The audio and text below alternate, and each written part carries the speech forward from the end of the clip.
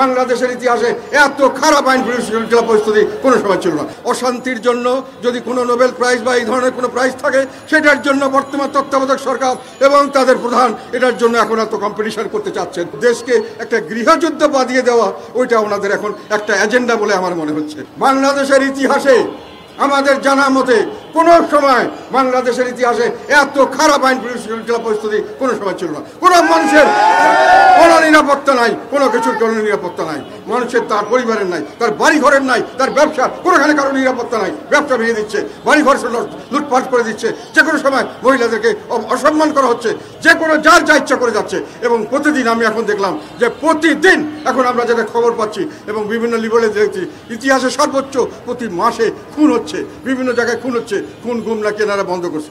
খুন গুম তো দরকার নাই, কেননা সকলের সামনেই তো করা হচ্ছে এবং কাউকে বাধা দেওয়ার কোনো অবস্থা নাই। সেই অবস্থায় দেশ বান্ডেল থাকলে প্রতি সেনমানিতে টাকা বাঁচবে। বিকাশ সেনমানি বান্ডেল কিনে জিতুন প্রতি লেনদেনে। দেশ দুর্ভিক্ষের দিকে ধাবিত হচ্ছে। কিছু কিছু কিছু অংশে এখনো দুর্ভিক্ষ শুরু হয়ে গেছে। আপনারা বিভিন্ন জায়গায় যদি ওই টিসিবির গাড়ি যেখানে নিত্য কি ন্যায্য মূল্যে দেওয়া হয়, সেখানে যদি দেখেন মানুষকে যতটুকু দেওয়ার কথা তার চেয়ে 10 গুণ মানুষ অনেক আগের থেকে বসে থাকে, পয়সা দিয়ে কিনছে, কিন্তু তারপরেও তারা ওইখানে যায় দাঁড়িয়ে থাকছে সারা দিনের জন্য। এখন এই বর্তমান সরকার করতে সক্ষম হচ্ছে, সেটা হলো দেশকে একটা গৃহযুদ্ধ বাঁধিয়ে দেওয়া, ওইটা ওনাদের এখন একটা এজেন্ডা বলে আমার মনে হচ্ছে। কারণ সামনের দিকে গৃহযুদ্ধ হবে, তারপরে দুর্ভিক্ষ তো আছেই, দেশের মানুষ সব মরবে, দেশের মানুষ অশান্তিতে থাকবে। এমন একটা অশান্তির পরিবেশ দেশে সৃষ্টি করা হয়েছে, বাংলাদেশের কোনো মানুষের মধ্যে শান্তি নাই, সকলে অশান্তিতে দিন করছে।